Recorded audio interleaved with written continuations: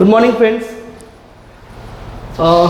We had discussed so many things about wave, and we had also discussed so many things about wave equation. So we had also discussed about velocity of wave in a string.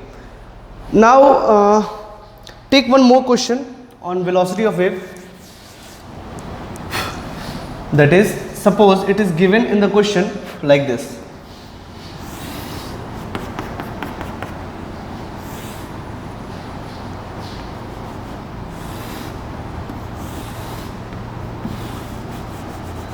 This is a string of different mass density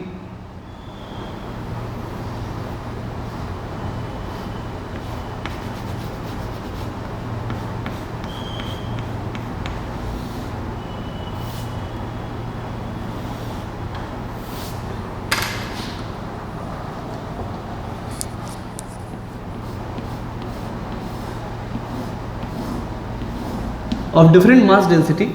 Okay. So suppose here is a mass 10 kg. Okay. Now in this question, suppose it is given like this: mu is equal to 10 to the power minus 2 kg per meter, and here it is given 1 kg per meter. Suppose this is given to you. Okay. This is given in the question. Okay. So suppose, and if we have been asked the same question, this is the pulse, and this distance is 1 meter, and this distance is again it is 1 meter. Okay. Then how much time it will take to reach at that point? ठीक है. अभी ये wave जब चलेगा तो at this point there is some reflection takes place and transmission takes place. You don't have to bother about reflection. हम लोग बाद में पढ़ेंगे topic, then we will discuss about that. Reflection के बारे में आप अभी भूल जाइए. ठीक, सीधा मेरा सवाल ये है कि ये पल्स जो है इधर से यहाँ तक कितनी देर में जाएगा. ठीक है. Find the time.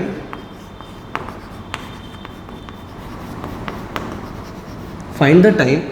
If it is point A, if it is point B, find the time taken by pulse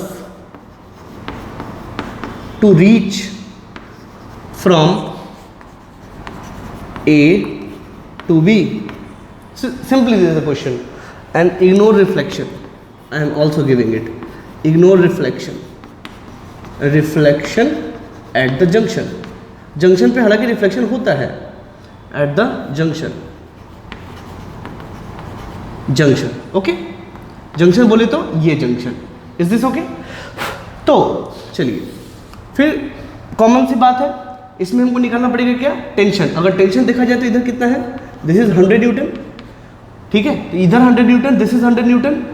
ठीक है. फिर इसमें भी 100 न्यूटन, और टेंशन तो सभी बराबर रहेगा. टेंशन को ये छोटा है बड़ा है उससे कोई लेना देना नहीं है. टेंशन सभी में बराबर रहेगा. That is 100 Newton. Okay. Now find velocity in first wire. Suppose this is first. This is second. Okay. So suppose velocity v1 is equal to root under t upon mu1. Okay. And mu1 is what? This one. This is mu1 and this is mu2. Is this okay? Now put the value and get the answer. 10 t is 100 and mu1 is how much? 10 to the power minus 2. It is again what? 100 meter per second.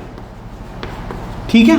So now t1, time to reach from A to, suppose if this point is C, time to reach from A to C.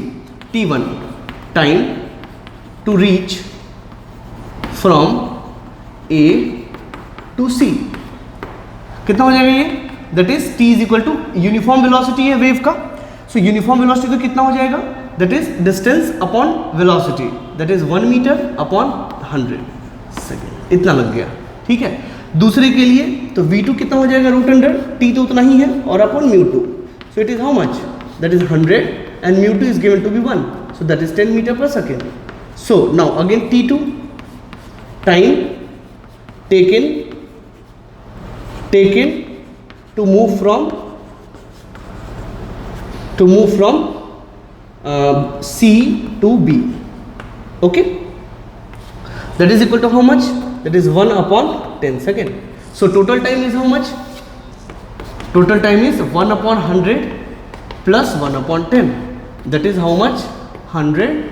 1 plus 10, that is 11 upon 100 second. That is t is equal to 0.11 second. This is the answer.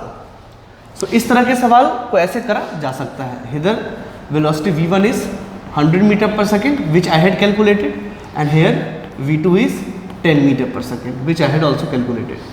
Okay, so in this way you can find the answer. Simple.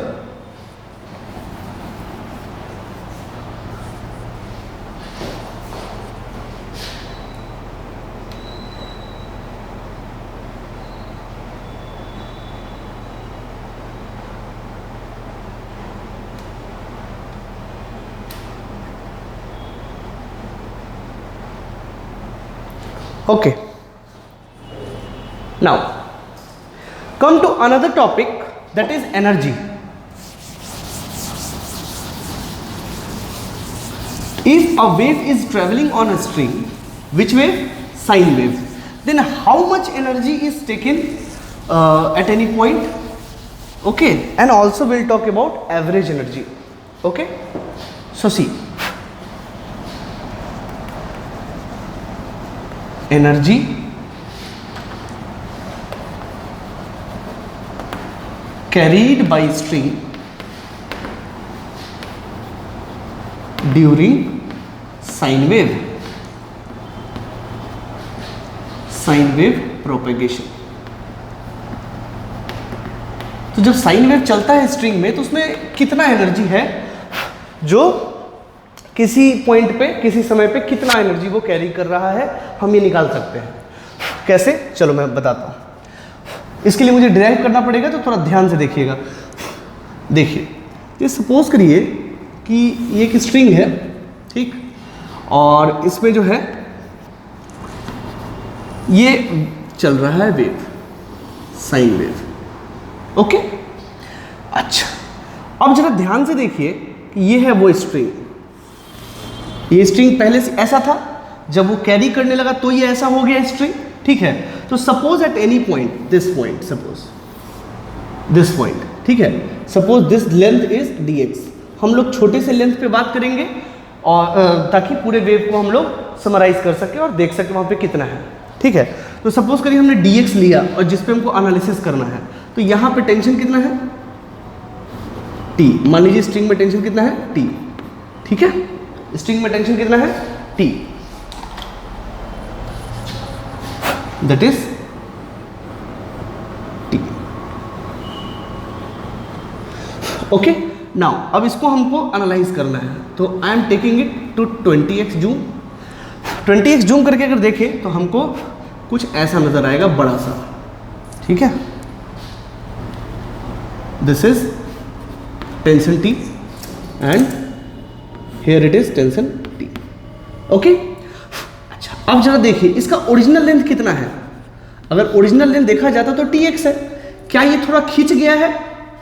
Wave की वजह से खींच गया है. बिल्कुल खींचेगा, क्यों नहीं खींचेगा? टेंशन है ना उसमें, और वेव भी जा रहा है, तो क्या ये इतना से इतना खींच गया है? तो सपोज करिए कि ये जो लेंथ है ये ds है. क्या है? ds है. चलिए, अगर हम एनर्जी की बात करें तो कौन सी एनर्जी की बात करेंगे यहाँ पे? Potential energy and mechanical energy. This is the only energy carried by string. यही दो एनर्जी है जो इसके द्वारा कैरी किया जा रहा है. अगर हम टोटल एनर्जी की बात करें कि सपोज करिए, मुझे बताइए कि इस पॉइंट पे वेव कितना एनर्जी कैरी कर रहा है, तो कितना एनर्जी के बारे में अगर पूछ लिया तो हम क्या बताएंगे? Summation of potential energy plus kinetic energy, बस. और कोई एनर्जी हो ही नहीं सकता, because there is two thing. One is extension, that is elastic force, and one is what? Inertia. तो जब इनर्शिया का बात करेंगे तो कौन सा एनर्जी आएगा? Half mv². और जब एक्सटेंशन की बात करेंगे, इलास्टिक फोर्स की बात करेंगे, तो वो क्या देगा? वो क्या देगा? वो देगा पोटेंशियल एनर्जी. ठीक है दोस्तों, हम अपने पुराने कंसेप्ट वर्क एनर्जी प्रिंसिपल से एक बात जानते हैं, क्या जानते हैं कि potential energy is nothing but work done by conservative force. हमने पढ़ाया था आपको, it is nothing but the work done by conservative force. So what is work done by this conservative force? What is the conservative force here? This T. तो what is the work done by it? अगर हम देखें कि what is the work done by it, that is d u, that is T into extension. कितना extend करा?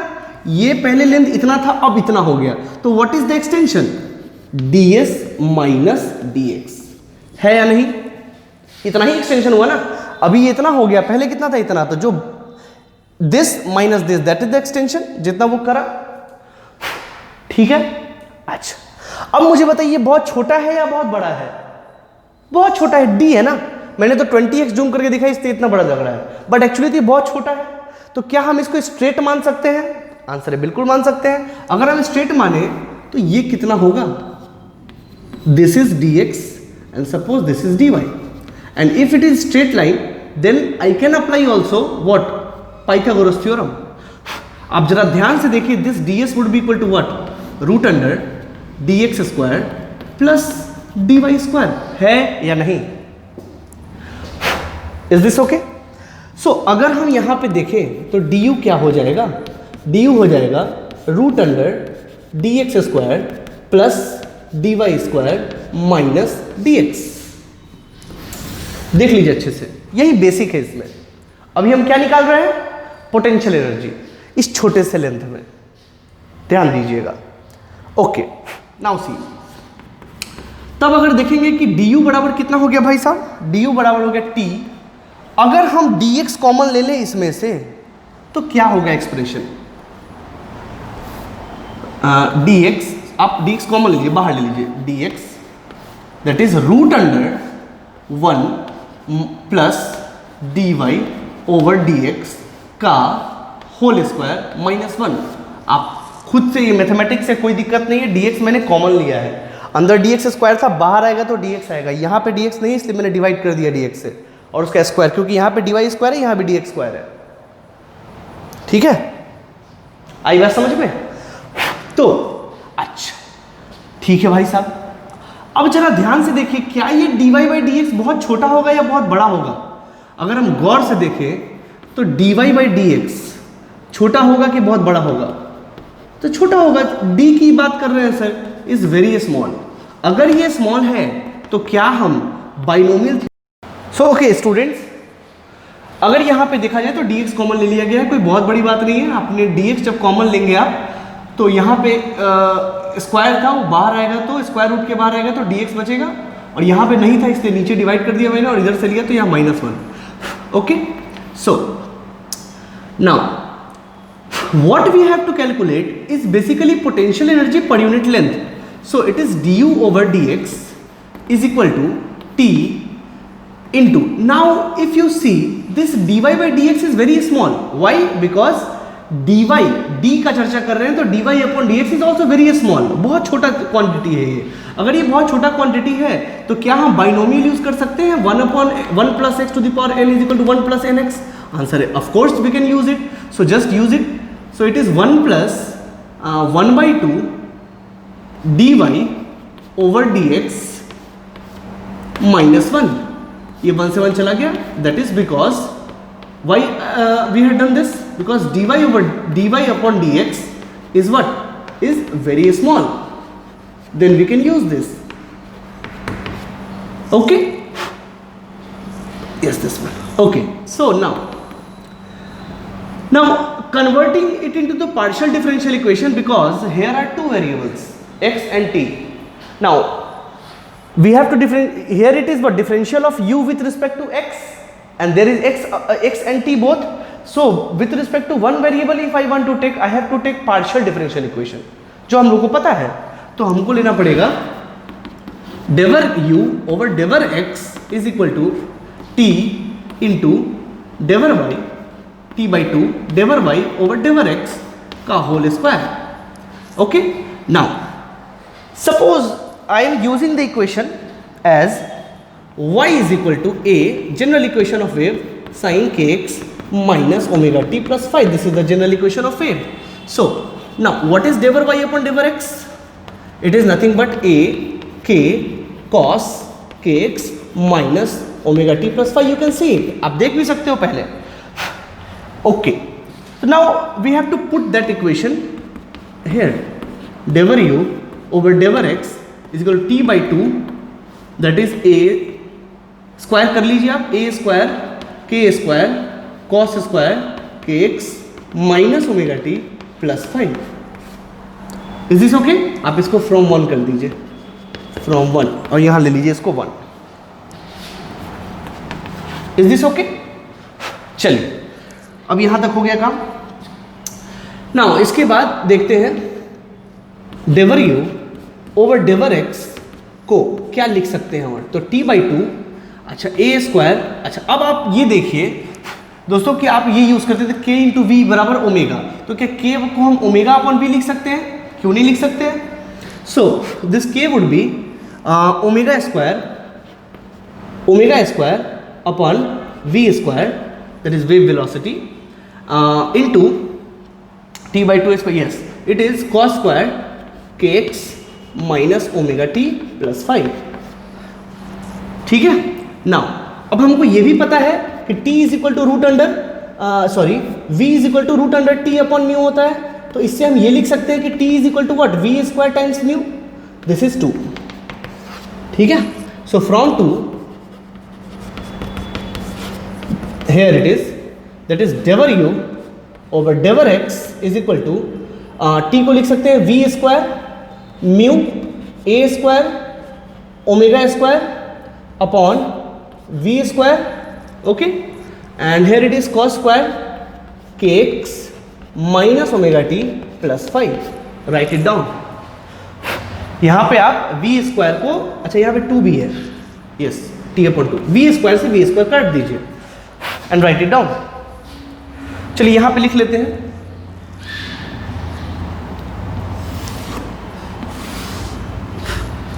Here it is डेवर u over डेवर x is mu a square. अच्छा omega क्या लिख सकते हैं? Omega is 2 pi nu. ठीक है. तो but this is omega basically, but this यहाँ पे v अवेलेबल है, आपको म्यू अवेलेबल है, इसलिए आप कंफ्यूज हो सकते हो. हम यहाँ पे f लेके चलेंगे, मतलब फ्रीक्वेंसी को हम f से रिप्रेजेंट करेंगे. तो ओमेगा क्या हो जाएगा? 2 पाई f. तो हमको यहाँ पुट करना है ओमेगा स्क्वायर. तो क्या हो जाएगा? 4 pi square F square upon 2, that is cos square kx minus omega t plus 5. And now here it is डेवर u ओवर डेवर x. 2 से ये काट दीजिए दो बार में. So it is 2 pi square F square and a square mu cos square kx minus omega t plus 5. Okay, इस एक्सप्रेशन को हमको ध्यान रखना है. Now this is called what? This is called potential energy. Potential energy per unit length, because it is du over dx per unit length. Okay, potential per unit length at any instant and at any point. किसी point पे किसी समय में आप पा सकते हो. कैसे? Here you put x, here you put t. आप जो भी मर्जी हो रख के आप निकाल लीजिए.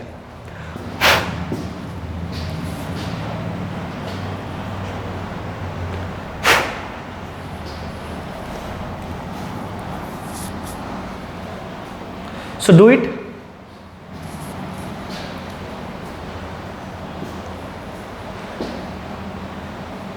अब वीडियो पॉज करके इसको लिख लीजिए.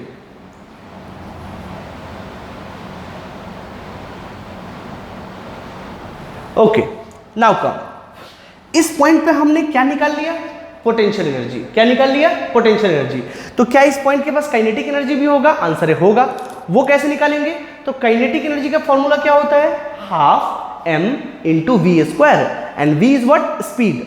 Okay, in kinetic energy formula v is what? Speed, because kinetic energy is a scalar quantity.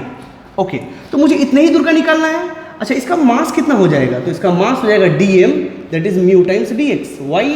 Because mu is what, mass per unit length, तो मुझे इतने ही लेंथ का चाहिए तो मुझे मास आ जाएगा। अच्छा ये पार्टिकल किधर जा रहा है, अगर ध्यान से देखो तो ये पार्टिकल ऊपर की तरफ जा रहा है, तो इसका डायरेक्शन तो इसी की तरफ होता है ना, and that is vp that is velocity of particle.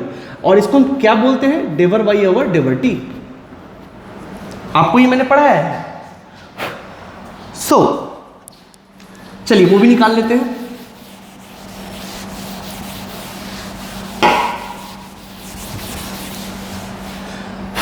That is small part के लिए है तो d k over 1/2 dm into velocity of particle into square, and it is nothing but d k is equal to 1/2 into mu times dx, okay, and vp is what, डेवर y over डेवर t का whole square. Why it is डेवर y? Because now we have to differentiate with respect to t, okay. अच्छा इसको भी हम लोग partial में कर देते हैं बिकॉज इट इज डेवर u ओवर डेवर x। Again we have to find kinetic energy per unit length, जैसा वहां पे निकाले थे वैसा ही यहाँ पे निकालना है। That is 1/2 into mu, and what is डेवर y अपॉन डेवर t? So we can find it here. It is डेवर y, हम लोग पहले भी निकाल चुके हैं। डेवर y अपॉन डेवर t is what, minus a omega cos k x minus omega t plus 5। बच्चों एक बार हम जब ये ले लेंगे, अगर हम के एक्स माइनस ओमेगा टी लिए हैं तो हर जगह हमको वही लेना पड़ेगा। ऐसा नहीं कि आप यहाँ के एक्स माइनस ओमेगा टी ले, यहाँ omega t minus k x ले, गलत हो जाएगा वो, because we have to fix reference one time in a case. आप रेफरेंस फिक्स कर लिए, उसके हिसाब से आपने ये लिख लिया, तो आपको वही फॉलो करके चलना है आगे, ठीक है। तो उसको फॉलो करके चलेंगे। And suppose it is third basically, yes. Now so this is, now put the value a minus a omega cos k x minus omega t plus 5, ये this is from third, okay. So now डेवर k upon डेवर x is equal to basically 1/2 mu a square, minus तो plus हो जाएगा, omega square क्योंकि square है, it is cos square k x minus omega t plus 5। Is this okay? So डेवर k over डेवर x is equal to 1/2 mu a square, omega क्या लिख सकते हैं, 2 पाई एफ, सिमिलरली तो it is 4 pi square F square cos square k x minus omega t plus 5। Is this okay? अब यहां पे अगेन कट जाएगा। सो डेवर के ओवर डेवर x is equal to 2 pi square F square A square mu cos square k x minus omega t plus 5। This is the equation. This is what, kinetic energy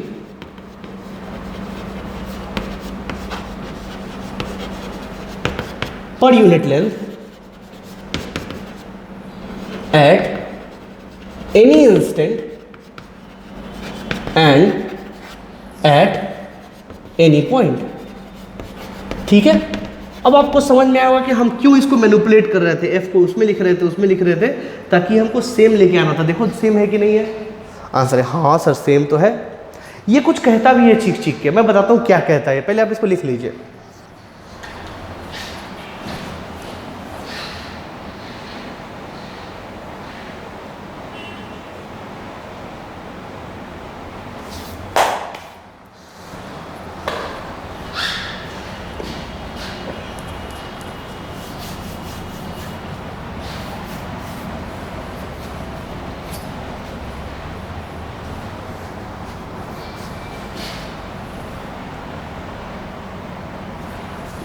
लिख लीजिए इसको।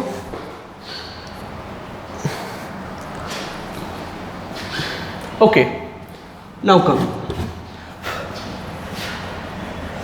सो हमारे पास एक चीज आ गया, आप देखिए ध्यान से।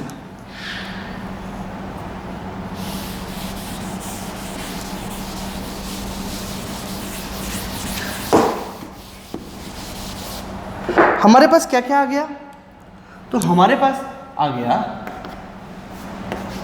डेवर u ओवर डेवर x is equal to 2 pi square F square A square mu cos square k x minus omega t +5, ठीक है। अच्छा, एंड डेवर के ओवर डेवर x is equal also 2π² f² a² mu cos square kx minus ω_t +5। Okay, ये दोनों same expression है। ये क्या बताता है, ये क्या कहना चाहता है बेसिकली? तो ये बेसिकली बच्चों कहना ये चाहता है और चीख चीख के कह रहा है कि जहां पे जिस पॉइंट पे काइनेटिक एनर्जी मैक्सिमम होगा उसी पॉइंट पे पोटेंशियल एनर्जी भी मैक्सिमम होगा। और ये बिल्कुल सही बात है। बुक में आप देखोगे तो तुरंत पावर निकाल देता है and that is very very short formula से वो निकाल देता है, बट उससे समझ में नहीं आता है, फील नहीं आता उससे। जैसे जो हम कहना चाह रहे हैं वो कुछ ऐसा है। देखिए मैं बताता हूँ कि मान लीजिए इस स्ट्रिंग पे वेव चल रहा है, तो पहले एसएचएम में आप क्या पढ़ते थे?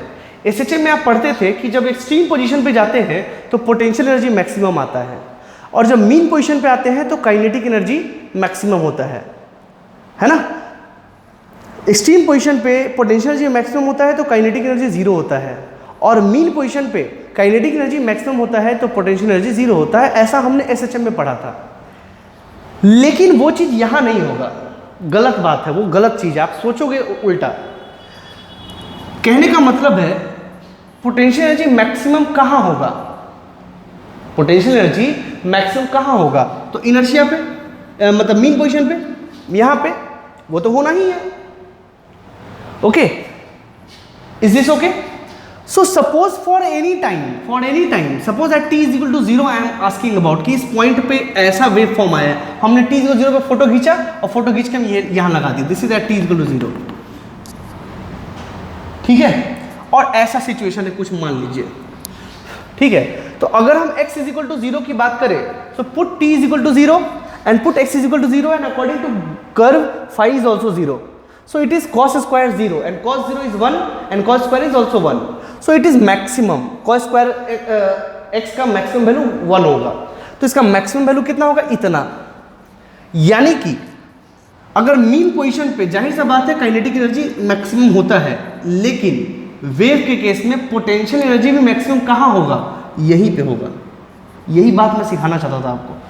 आई होप आपको समझ में आया हो। अगर आपको देखना है तो आप देख भी सकते हो। आपको लगता होगा कि सर यहाँ पे पोटेंशियल एनर्जी ज़्यादा होगा, ऐसा इंट्यूशन आता है कि यहाँ पोटेंशियल ज़्यादा है, यहाँ काइनेटिक, ऐसा नहीं है। यहाँ पे काइनेटिक एनर्जी भी मिनिमम है और पोटेंशियल एनर्जी भी मिनिमम है। यहाँ पे काइनेटिक एनर्जी भी मैक्सिमम है और पोटेंशियल एनर्जी भी मैक्सिमम है। Is this okay? ऐसा फील भी कर सकते हो। एक बात तो समझ में आता है कि यहाँ पे काइनेटिक एनर्जी मैक्सिमम होगा, क्योंकि मीन पोजीशन पे जब वो क्रॉस करेगा तो वेलोसिटी मैक्सिमम होगा उसका। ये इस बात में कहीं से मुझे कोई शिकायत नहीं है। हाँ, पोटेंशियल एनर्जी के बारे में सर हमने तो पढ़ा था पोटेंशियल एनर्जी यहाँ पे मैक्सिमम होता है, बट यहाँ ऐसा नहीं है। यहाँ देख भी सकते हैं, देखिए ये स्ट्रिंग इस पॉइंट पे इतना ही इलोंगेटेड है, लेकिन अगर सेम लिया जाए, सेम लेंथ का अगर डिवाइडेशन यहाँ लिया जाए तो आप देखिए ये इतना दूर का एक्सटेंशन है। आप ज़रा गौर से देखिएगा तो ये पता चलेगा। ये देखिए ये इतना एक्सटेंडेड है ये, और यहाँ देखिए ये एक्सटेंशन कहाँ ज़्यादा है? मीन पोजीशन पे। तो फिर जब एक्सटेंशन वहाँ ज़्यादा है तो पोटेंशियल एनर्जी वहाँ पे कैसे मैक्सिमम हो सकता है? In this way we can feel it. Is this okay? Write it down. Potential energy is maximum, potential energy as well as kinetic energy is maximum at this point। और कहीं पे भी जहां मर्जी हो पूछ ले, वहां पे जितना काइनेटिक एनर्जी उसके पास है उतना ही पोटेंशियल एनर्जी उसके पास है। बस अगर हम इस पॉइंट की बात करें तो जितना इस पॉइंट के पास इस समय काइनेटिक एनर्जी होगा, ये पार्टिकल अभी यहाँ पे है, तो जितना काइनेटिक एनर्जी इस पार्टिकल के पास होगा यहाँ बढ़ने के बाद, उतना ही इसके पास पोटेंशियल एनर्जी भी होगा। यही बात समझाना चाहते थे आपको। Is this okay? चलिए, अच्छा, तो एक पार्टिकल के पास potential energy per unit length इतना है और kinetic energy per unit length इतना है, तो total energy per unit length कितना हो जाएगा? अगर हम बात करें कि dE/dx,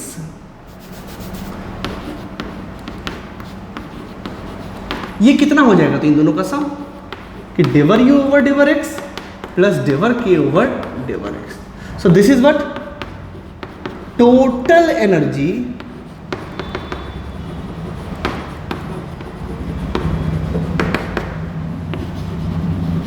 per unit length at any time and at any point. Is this okay? लिख लीजिए इसको। तो ये क्या हो जाएगा, ये बेसिकली हो जाएगा, तो ये 2 टाइम्स है और इन दोनों को जोड़ेंगे, दोनों तो सेम ही है, तो 2 2 4 हो जाएगा, ठीक है ना। सो दिस इज डेवर ई ओवर डेवर एक्स, जोड़ने के बाद क्या आ जाएगा 4 पाई स्क्वायर एफ स्क्वायर ए square mu cos square k x minus omega t plus, ये ठीक है। अच्छा, एक बात और समझ लीजिए कि ये क्या है बेसिकली, अगर देखा जाए तो ये कॉस स्क्वायर का ग्राफ है। अगर हम इधर से ऐसे करें,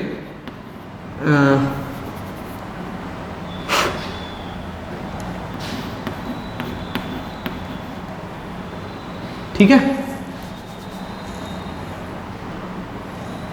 मतलब डेवर यू ओवर डेवर एक्स अगर हम देखें, सपोज दिस इज के x minus omega t plus 5, अगर हम इस रेफरेंस में देखें तो ये कैसा होगा, ठीक है। या बोले तो आप ऐसा देखिए किसी भी एक्स पे कैसा होगा, ठीक है। तो वेव तो चलता है ऐसे, वेव तो चलता है ऐसे, चलता है ना। ये कैसे चलेगा, कॉस स्क्वायर का ग्राफ चलेगा ऐसे, कॉस स्क्वायर का ग्राफ ऐसे चलता है इस तरीके से।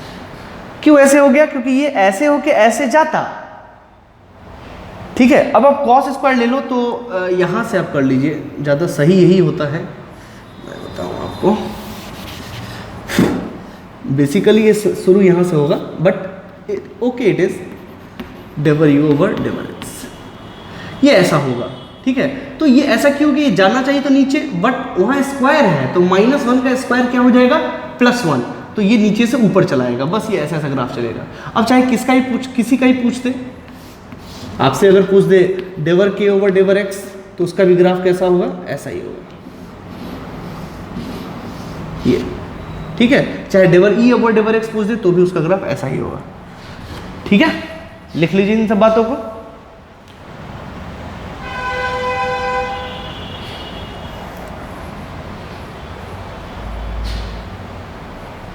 ठीक है, लिख लीजिए।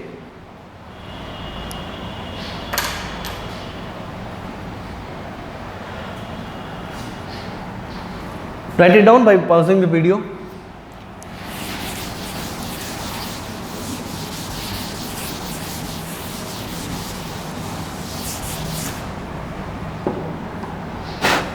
चलिए अब देखते हैं कि मुझे क्या आया, मुझे आया डेवर ई ओवर डेवर x is equal to 4 pi square F square A square mu cos square k x minus omega t plus 5, ठीक है। ये हुआ total energy per unit length. But मुझे ज़्यादा ज़रूरी है पावर का। क्यों ज़रूरी है मैं समझाता हूँ आपको। पहले हम पावर निकालते हैं इससे। पावर क्या होता है, अगर हम पावर की बात करें तो power is nothing but D over d T. Is this okay? हम अगर ऐसा करें कि इसमें डेवर एक्स और डेवर एक्स दोनों मल्टीप्लाई और डिवाइड कर दे तो कोई फर्क इक्वेशन पे पड़ने वाला नहीं है। तो ये क्या हो जाएगा, डेवर ई ओवर डेवर एक्स इंटू डेवर एक्स ओवर डेवर टी हो जाएगा। तो ये क्या है, ये तो यही वाला है। और ये क्या है, d x over d t. D x over d t मतलब एक्स डायरेक्शन में चलने का रफ्तार क्या है, v, that is wave velocity. तो just put it here, it would be p is equal to 4 pi square F square A square mu और d x over d t को v, that is wave velocity, और it is cos square k x minus omega t plus 5। ये कौन सा power है, ये instantaneous power है। आपको याद होगा हम लोग वर्क पॉइंट एनर्जी में पढ़े थे instantaneous power, average power. This is instantaneous power. मुझे किसी भी इंस्टेंट पे जाना है, किसी पॉइंट पे जाना है, put the value here and you will get that instantaneous power of that point of string. किसी भी पॉइंट का हमको पावर निकालना है कि कितना पावर इस समय, यानी कि एनर्जी का रफ्तार क्या है। What is D over D, power क्या है, एनर्जी का रफ्तार। क्योंकि मुझे एनर्जी से कोई लेना देना नहीं होता है, मुझे उसके रफ्तार से भी मतलब होता है। तो अगर एनर्जी का रफ्तार किसी स्ट्रिंग के किसी भी पॉइंट पे जिस समय वेव कैरी कर रहा है और वो ट्रांसफर कर रहा है एनर्जी, तो उस समय किसी भी पॉइंट पे हमको पावर निकालना हो तो हम इससे निकाल सकते हैं। Is this okay? और and this is which power? Instantaneous power. क्या है ये? Instantaneous power. ठीक है, राइट इट डाउन। आप पॉज करके लिख लीजिए उसको। चलिए, बट इस पूरे वेव में हमको इंस्टेंटेनियस पावर से कोई लेना देना नहीं है। इस पूरे वेव में हमको जो लेना देना है वो एवरेज पावर से है। तो एवरेज पावर कैसे निकालेंगे? That is what? P average. P average. तो एवरेज किसी भी चीज का हम कैसे निकालते हैं मैं बताता हूं। एवरेज जब भी निकालेंगे एक टोटल टाइम पीरियड में निकालेंगे। जैसे अगर वेव चल रहा है, तो ये 0 से लेकर t टाइम तक, या फिर t कोऑर्डिनेट में देखें अगर तो, या फिर हमको पूरे 0 से लेकर t, यानी कि एक कंप्लीट वेव में, कंप्लीट वेव कब पूरा होता है? t टाइम में, दिस t टाइम में, मतलब एक टाइम पीरियड होगा तो एक वेव कंप्लीट होता है, एक पीरियड यानी कि एक SHM पूरा कंप्लीट होता है। ठीक है ना? उस पीरियड में ही हमको निकालना पड़ेगा। क्यों? क्योंकि आगे तो फिर वो रिपीट करने वाला है उसको ना। तो अगर हम एक में निकाल ले तो हमको सारे में पता चल जाएगा। ठीक है, यही काम करेंगे। तो अगर हमको पी एवरेज निकालना है दोस्तों, तो इसका एक फॉर्मूला होता है, दैट इज पी, हाँ, दैट इज पी जो कि टी का फंक्शन है, और into T over d T, sorry D T. ये है एवरेज का फॉर्मूला। कहां से कहां तक? तो 0 से टी तक, 0 से टी तक। ठीक है, तो इसमें अगर निकालोगे तो ये आएगा कुछ ऐसा। इस पोर्शन को आप ना, इस पोर्शन को आप कांस्टेंट मान लीजिए, के डैश कर लीजिए। ठीक, तो ये क्या आ जाएगा जस्ट अभी के लिए? ठीक है, ये क्या आ जाएगा? के dash into cos square k x minus omega t plus 5 into D T, that is 0। और कैपिटल टी को क्या लिख सकते हैं? कैपिटल टी को हम लिख सकते हैं 2 पाई अपॉन ओमेगा। आप देख लीजिए, ये लिखा जा सकता है, कोई बहुत बड़ी बात नहीं है। And that is d t 0 over 2 pi upon omega. Is this okay? So आप भी ये वैल्यूज निकालिए।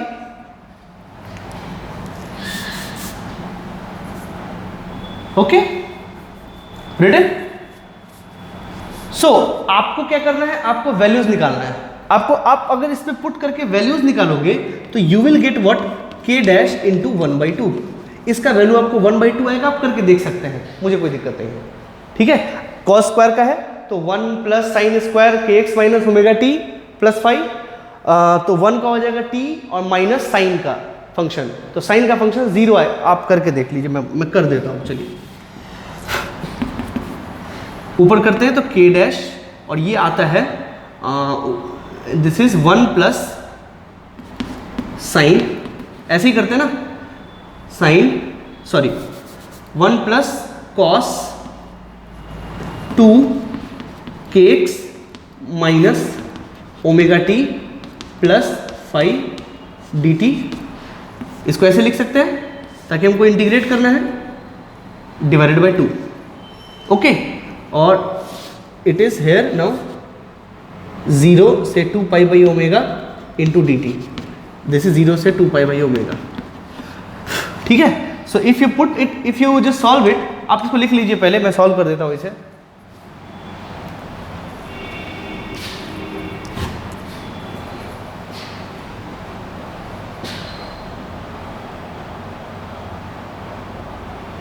तो देखिए चलिए अगर हम इसको सॉल्व करते हैं तो देखिए,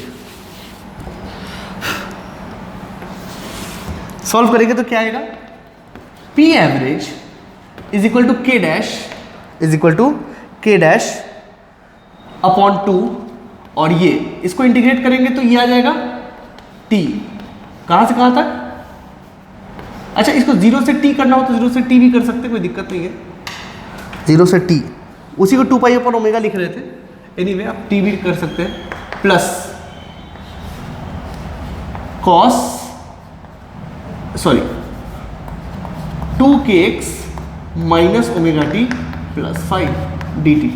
इसे मुझे करने की कोई आवश्यकता नहीं है, बिकॉज इट इज व्हाट, 0 से 2 पाई अपॉन ओमेगा या फिर t तक, चलो ठीक है, और ये चलो t तक ही कर लो, इसको इंडिकेट करने पे चुपचाप t आ जाएगा, आपको पता ही है।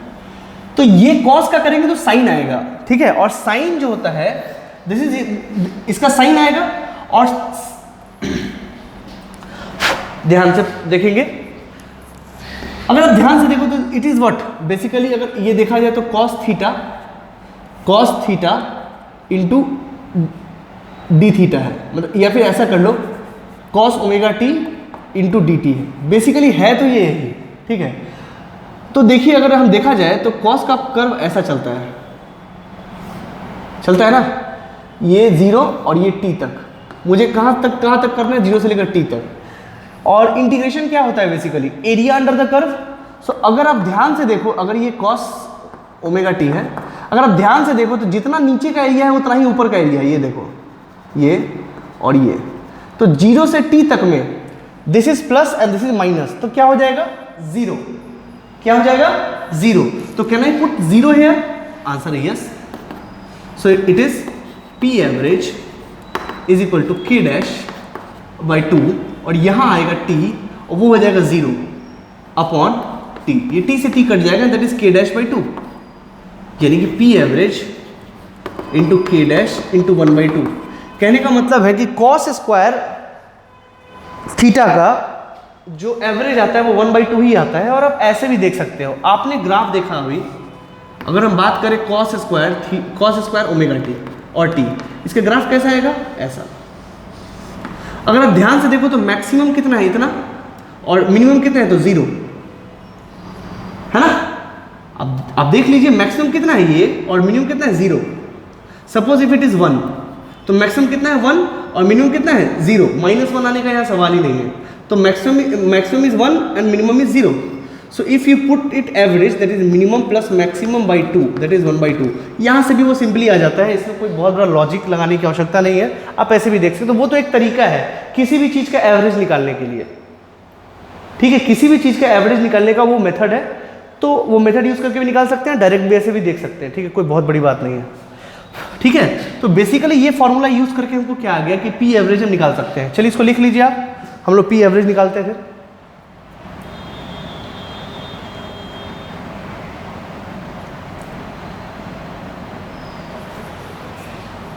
चलिए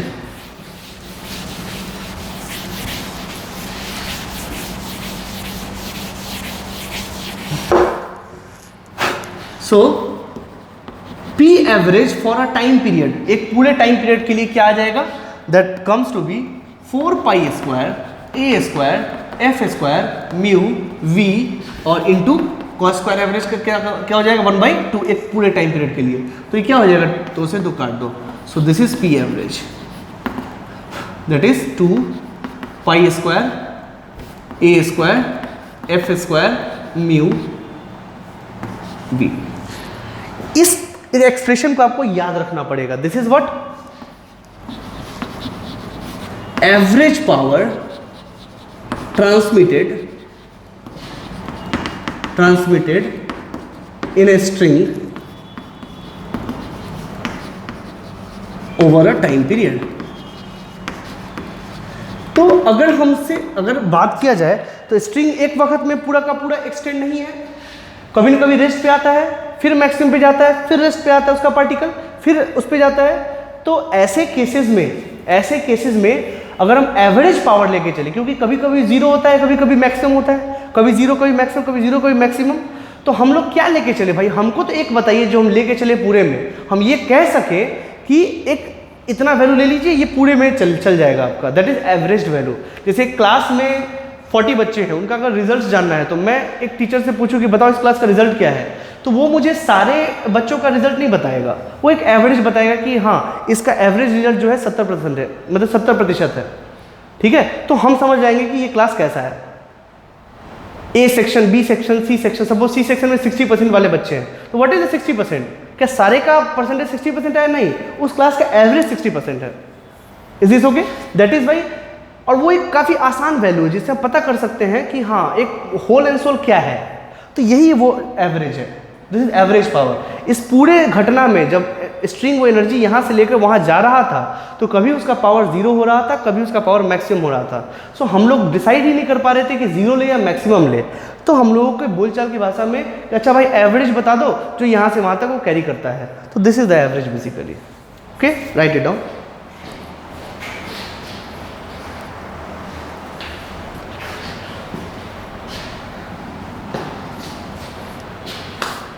इस फॉर्मूला को आपको याद रखना है बस, ठीक है।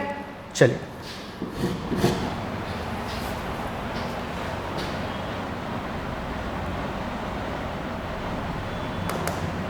अच्छा अब आपके सामने एक नया टर्म आएगा, दैट इज कॉल्ड इंटेंसिटी। क्योंकि वेव के टर्म्स में हम हमेशा इंटेंसिटी की बात करते हैं, ना कि पावर की या एनर्जी की। ठीक है, हम लोग वेव के टर्म में हमेशा इंटेंसिटी की बात करते हैं। लाइट, तो लाइट में हम इंटेंसिटी की बात करते हैं। साउंड, इंटेंसिटी की बात करते हैं। Decibel, that is the term of intensity in sound wave, will discuss it in later chapter. But हम लोग वेव में जब भी बात करते हैं तो ना ही पावर का बात करते हैं, जनरली पावर का, एनर्जी की बात तो करते ही नहीं है, कभी कभी पावर का बात कर सकते हैं, बट मैक्सिमम जो यूज़ करते हैं वो इंटेंसिटी यूज़ करते हैं। तो हमको इंटेंसिटी पहले समझना पड़ेगा, ठीक है, तो उसको समझने की कोशिश करेंगे।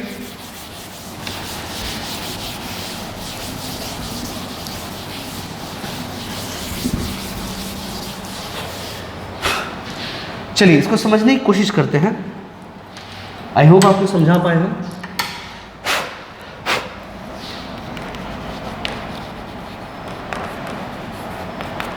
इंटेंसिटी, मान लीजिए कि एक लाइट जल रहा है, एक बल्ब है जो जल रहा है, इस बल्ब का पावर 100 वाट है या जो भी दिया हुआ है, ठीक है।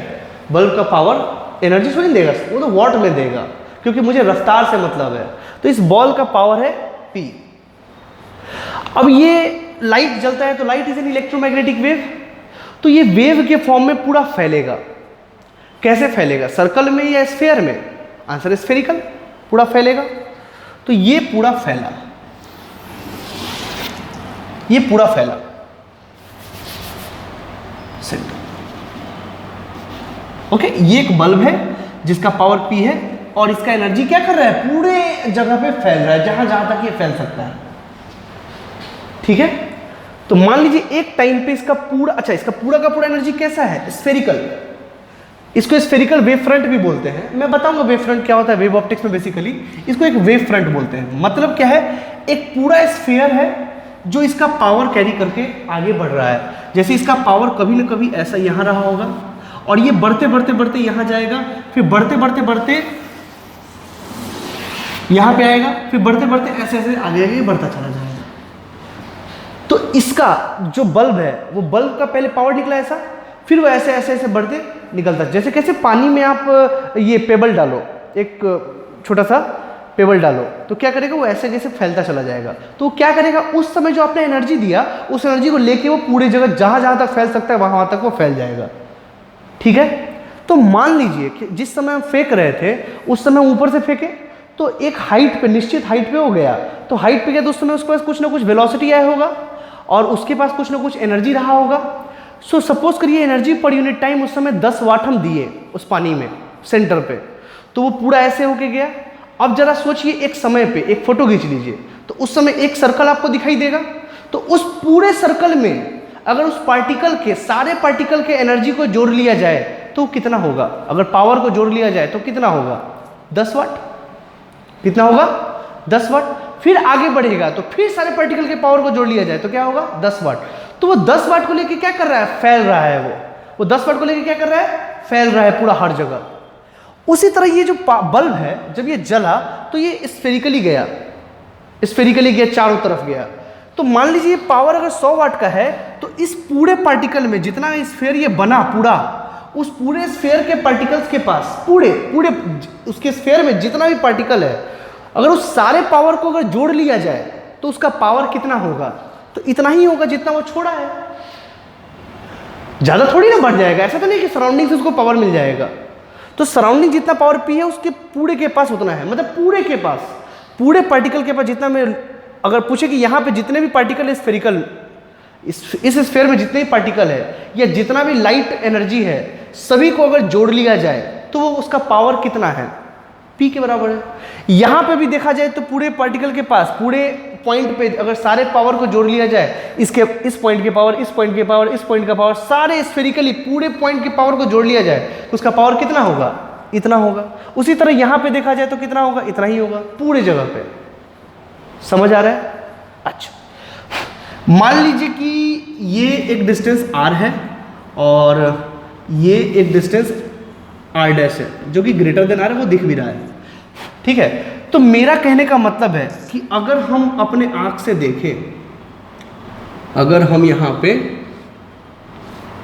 अपने आंख से देखें, ये आंख है, ठीक है, आंख से देखें और ठीक इस डिस्टेंस पे हम यहां पे आंख से देखें,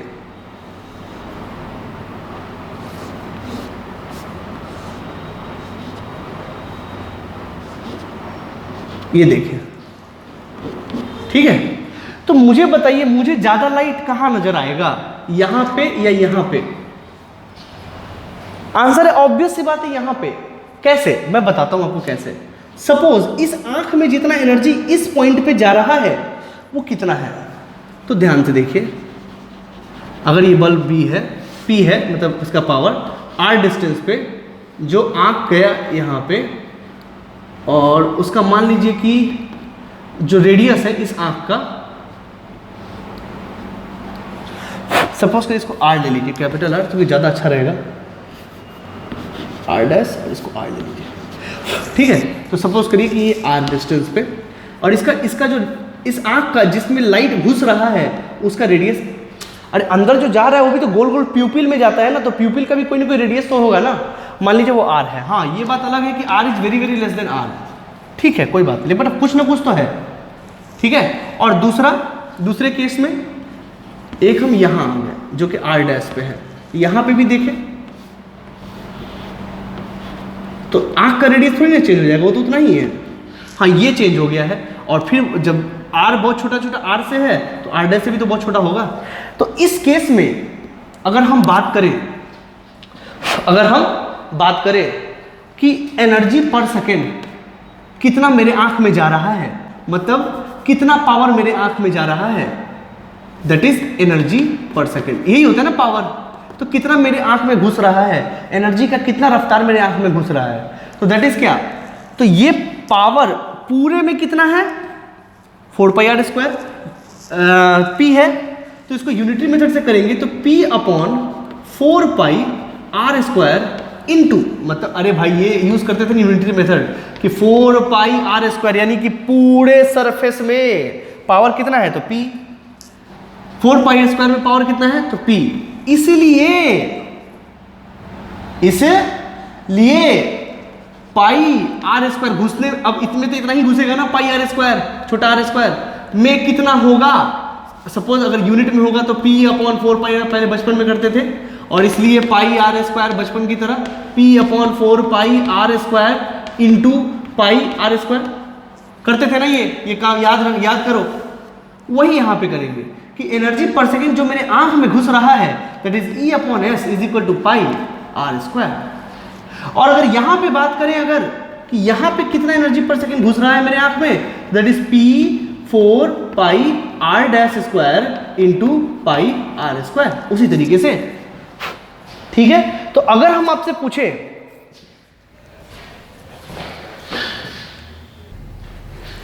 अगर हम आपसे पूछें कि किसका पावर ज्यादा है, किसके अंदर घुस रहा है एनर्जी ज्यादा, ऊपर वाले में कि नीचे वाले में, ऑब्वियसली नीचे वाले में।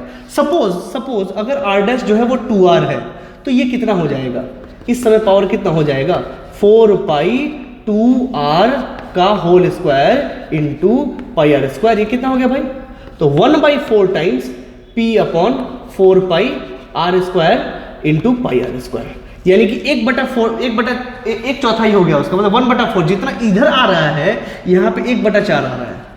तो आंख में जो घुसा एनर्जी मेरे पास, तो हमको कहाँ पे ज्यादा लाइट मिलेगा, यहाँ की यहाँ पे, तो आंसर है यहाँ पे।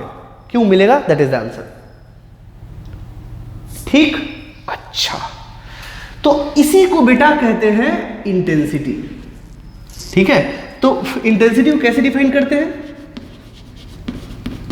इंटेंसिटी कैसे डिफाइन करते हैं, it is defined as energy per unit area per unit time. ये that is energy per unit area per unit time per unit area. आई बात समझ में? तो इसका यूनिट क्या हो जाएगा दोस्तों, इसका यूनिट हो जाएगा वाट पर मीटर स्क्वायर और joule per second metre square, but generally हम लोग ये यूज करते हैं। ठीक है, दिस इज इंटेंसिटी। ठीक, तो ये बेसिकली वही है। अगर आप देखें, power, energy per unit time, और ये 4 pi R square per unit area. जितने दूर में एनर्जी फैला है उस एरिया से हमको डिवाइड कर देना है, बस। आई बात समझ में? यहां पे अगर बात करें तो यहां से यहां तक, मान लीजिए 0.1 है और ये 0.2 है, ये 0.2 है, तो 1 और 2 पे क्या बदल गया जो हमको कम दिखने लगा? आंसर है इंटेंसिटी।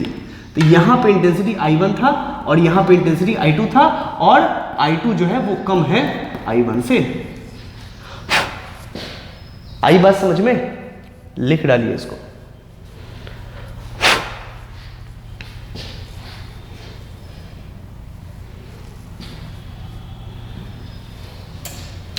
अब हम लोग वेव में इंटेंसिटी की बात करेंगे, क्योंकि वेव में अक्सर इंटेंसिटी की ही बात करते हैं। ठीक है, लिख लीजिए। क्या है intensity? Energy per unit time per unit area. कौन सा एरिया जी, कौन सा एरिया? तो जितने दूर में एनर्जी बटा है उसका एरिया। तो इसमें एनर्जी कहां बटा है? पूरे स्फीयर में, तो पूरे स्फीयर का एरिया लेंगे। क्यों? क्योंकि एनर्जी पूरे स्फीयर में है। आई बात समझ में? लिख लीजिए।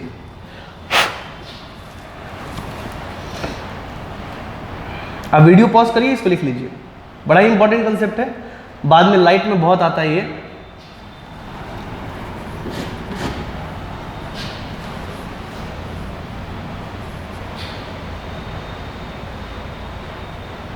चलिए, अगर हम आपसे एक बात इसमें पूछें,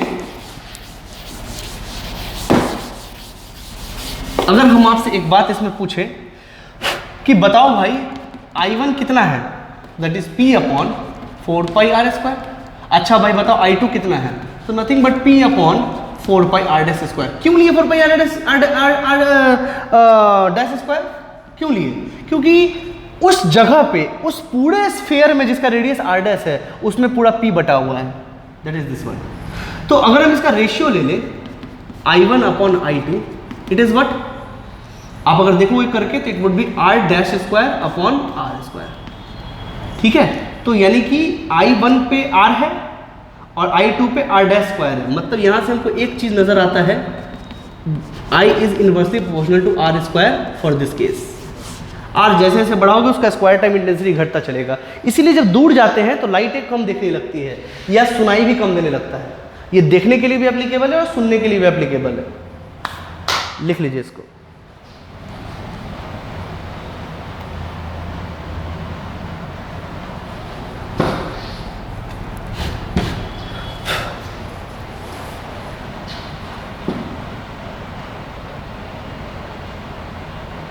खैर ये तो स्फेरिकल केस है, कई बार सिलिंड्रिकल केस भी होता है या पैरेलल केस भी होता है। मैं बताऊंगा बाद में, वेव ऑप्टिक्स में बहुत पढ़ना है ये।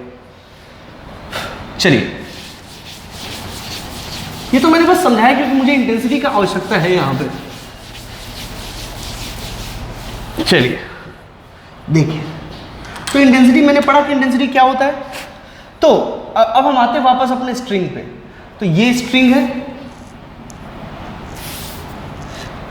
एनर्जी अभी पावर निकाला हमने, पावर क्या आया 2 pi square F square A square mu into V, I think यही आया ना, यस ठीक है। तो ये आपका आ गया पावर, कौन सा पावर, एवरेज पावर। इंटेंसिटी पे हम जितना भी काम करेंगे सब एवरेज से ही करेंगे, इंस्टेंटेनियस का हमको कोई लेना देना नहीं है। सपोज कभी एग्जामिनर का माथा खराब है, पूछ दिया कि इंस्टेंटेनियस पावर बताइए उस जगह पे, तो आप वो वाला फॉर्मूला यूज करना, बट 95% चांस है कि ऐसा आने वाला है नहीं, ठीक है। तो ये एवरेज पावर है, ठीक है। अच्छा, तो मुझे अब निकालना है इंटेंसिटी। तो इंटेंसिटी क्या होगा, तो पी एवरेज अपॉन एरिया। कौन सा एरिया, तो जितने दूर में एनर्जी बटा होगा। तो मेरी बात अब ध्यान से सुनिएगा, अगर ये स्ट्रिंग है, अगर ये स्ट्रिंग है, ठीक है, जिसमें कि वेव जा रहा है, तो इसमें एनर्जी कहाँ बटा होगा। अगर ये ऐसे ऐसे जा रहा है, सोचिए ध्यान से, अगर ऐसे जा रहा है तो पूरा एनर्जी इधर तो फैलेगा नहीं, वो तो उसी स्ट्रिंग में रहेगा। तो वो किस में बटेगा, इस एरिया में, मतलब क्रॉस सेक्शन एरिया में, इसमें, ठीक है। ये एनर्जी किस में बटेगा, इसमें, इस क्रॉस सेक्शन एरिया के पास सारा एनर्जी है या नहीं। अभी अगर एनर्जी की बात करें स्ट्रिंग के केस में, तो सारा एनर्जी कहां पे है, इसके क्रॉस सेक्शन एरिया में, यानी कि this, suppose this is a area of cross section of string. तो सारा का सारा एनर्जी कहां बसा हुआ है, इस क्रॉस सेक्शन एरिया में। अब दिमाग लगाइए ना, आप ऐसे ऐसे जब कर रहे हो तो एनर्जी पूरा थोड़ी ना उधर जा रहा है, वो तो उसी रस्सी में है, यानी कि उसका रस्सी का एक जगह पे जितने भी पार्टिकल आ रहे हैं उन सभी के पास एनर्जी है। तो उस सभी का पार्टिकल किस में आएगा, एक क्रॉस सेक्शन एरिया में आएगा, उस एरिया में जो मोटाई होगा उसी में ना एनर्जी सारा है। तो मुझे यहाँ पे अगर इंटेंसिटी निकालना है तो कौन सा एरिया यूज करना चाहिए,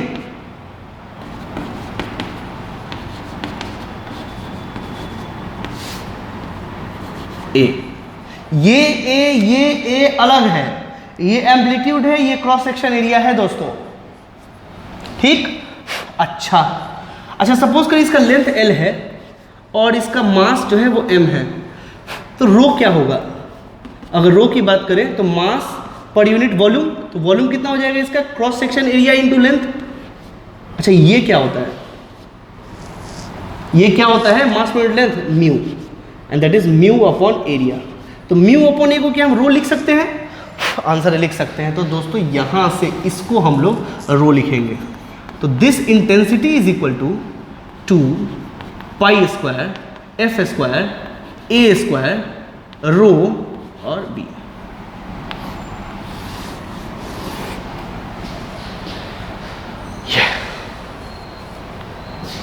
आई बात समझ में, ये सारा चीजें। तो ये हुआ दोस्तों इंटेंसिटी का फॉर्मूला। किसका इंटेंसिटी का फॉर्मूला, तो इंटेंसिटी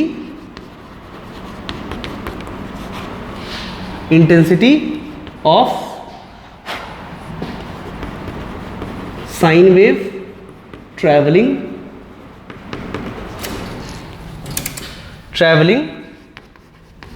थ्रू अ स्ट्रिंग। एक स्ट्रिंग से जितना इंटेंसिटी मूव कर रहा है, दैट इज दिस वन। आई बात समझ में, लिख लीजिए।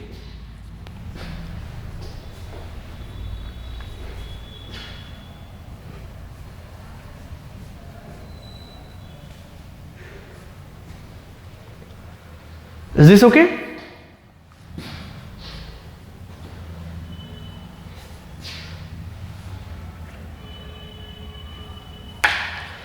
तो ये हुआ दोस्तों। अब हमको ये याद रखना पड़ेगा, ठीक है, कहीं पे भी हमको इंटेंसिटी का बात करना है। हालांकि ये पूरा फॉर्मूला ज़्यादा ध्यान रखने की आवश्यकता नहीं, क्योंकि मुझे बस आई जो है बेसिकली ये ए स्क्वायर से ज़्यादा अफेक्टेड होता है, ठीक है, क्योंकि ओमेगा जो होता है, क्योंकि ये एफ फ्रीक्वेंसी पे उतना ज़्यादा डिपेंड नहीं करता है जितना ज़्यादा, अगर मान लो कि हम ऐसा बात करें,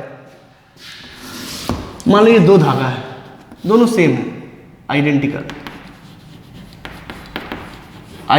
है, ठीक है। और इसमें फ्रीक्वेंसी भी यही है, इसमें फ्रीक्वेंसी यही है, दोनों में सेम फ्रीक्वेंसी का वेव ट्रेवल कर रहा है, ठीक है। तो इसका इंटेंसिटी मान लो A1 है और इसका इंटेंसिटी मान लो A2 है। तो इसका इंटेंसिटी क्या होगा, जो भी होगा दैट इज A1 स्क्वायर, और इसका जो भी होगा, suppose if it is I1, I2 is directly proportional to I2 is directly proportional to A square.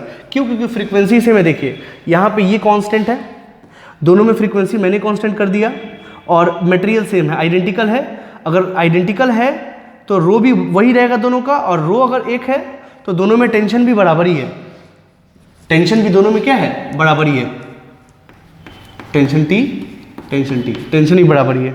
अगर ऐसा केसेस है तो I सिर्फ और सिर्फ एम्पलीट्यूड पे डिपेंड करता है, और मेनली किसी भी वेव का इंटेंसिटी उसके एम्पलीट्यूड के स्क्वायर पे ही डिपेंड करता है। ये आज आप सीख लीजिए तो ज़्यादा अच्छा है, ठीक है। So here we will get for this case I is directly proportional to A square, और जनरली हमको यही केसेस मिलने वाले हैं, लिख लीजिए, ठीक है। तो ये हुआ सारा केस, एनर्जी तक का केस जो कि हमको निकालना हो सकता है, लिख लीजिए। अब वीडियो पॉज करिए, इसको लिख लीजिए।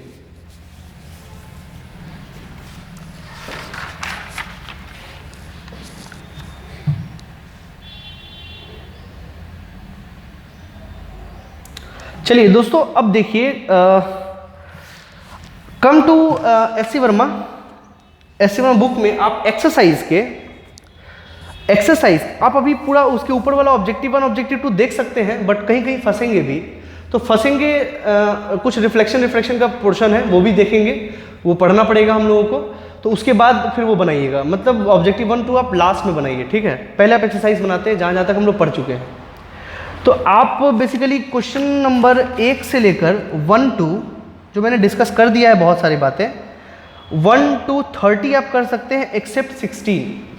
सो आप इसको ट्राई करिए घर पे, ठीक है। फिर हम चर्चा करेंगे, आप हमसे पूछिएगा जो भी प्रॉब्लम आएगा। सो होमवर्क लिख लीजिए।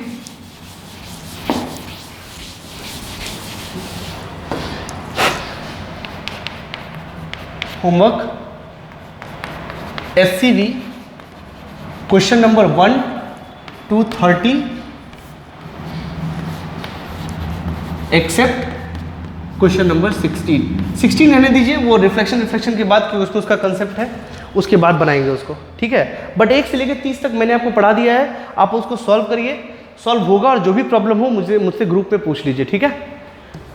ओके, सो इसके बाद जो है हम लोग रिफ्लेक्शन पढ़ेंगे वेव के केसेस में। पहले वो क्वेश्चंस बना लीजिए, वो क्वेश्चंस बनाना बहुत ज़रूरी है, ठीक है। और जो स्टडी मटेरियल आपको यहाँ से मिला है उसमें भी आप देखिएगा, कई सारे क्वेश्चन से अच्छे वो भी हम लोग डिस्कस करेंगे, ठीक है।